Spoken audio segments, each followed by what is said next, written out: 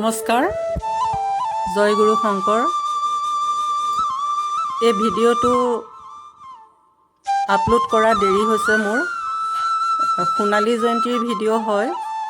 ধেমাজি নগৰ প্ৰাথমিকত 3দিনীয়া কাৰ্যসূচীৰে এই অনুষ্ঠানভাগি পতা হৈছিলে 2025 নৱেম্বৰ মাহত।